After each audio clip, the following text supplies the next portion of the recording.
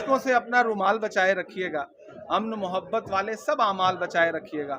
हम यूपी को बचा नहीं पाए हैं उनके चंगुल से, आप दरिंदों से अपना बंगाल बचाए रखिएगा। देखिए, ये संगठन समीक्षा बैठक थी। किसी भी पार्टी की बुनियाद जो है उसका कैडर होता है, उसका संगठन होता है।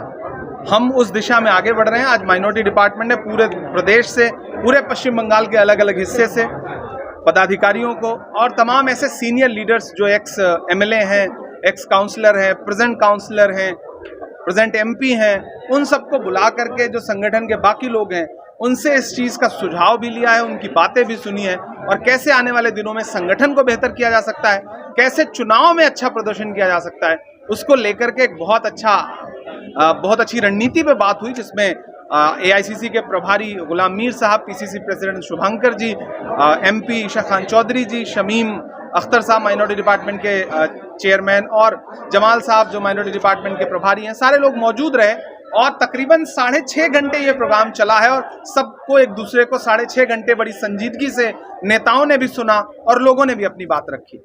सीएम कह रहा है कि वाकफ आंदोलन अगर करना है तो दिल्ली में जाओ, इस बारे में आप क्या कहना है?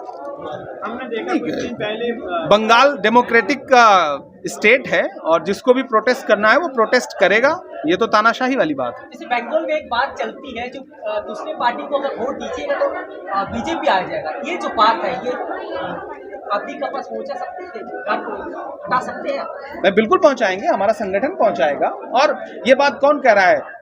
टीएमसी कह रही है। टीएमसी तो पहले भाजपा के साथ सरकार चला चुकी है, ये तो पूरा बंगाल जानता है, पूरा देश जानता है। नहीं, इंडिया अलायंस में जब अगला लोकसभा का चुनाव आएगा तो देखा जाएगा। अभी तो ये स्टेट का इलेक्शन है, हम अपने संगठन पे काम कर रहे हैं। बहुत सारे स्टेट ऐसे हैं जहां पे इंडिया अलायंस एक बड़े लार्जर पैमाने पे बना था, उसमें होने के बावजूद वो लोकसभा चुनाव के लिए बना था। उसमें जो पार्टियां हैं वो लोकसभा चुनाव में, आपके सूबे में इंडिया अलायंस का सवाल आप क्यों पूछ रहे हैं जब लोकसभा में ही वो चीज इंप्लीमेंट नहीं हुई?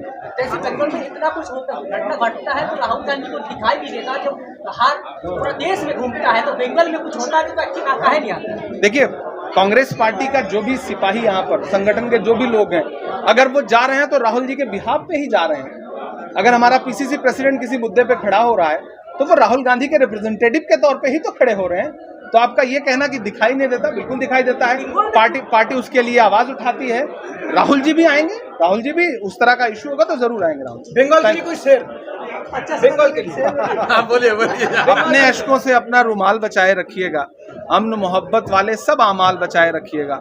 हम यूपी को बचा नहीं पाए हैं उनके चंगुल से, आप दरिंदों से अपना बंगाल बचाए रखिएगा।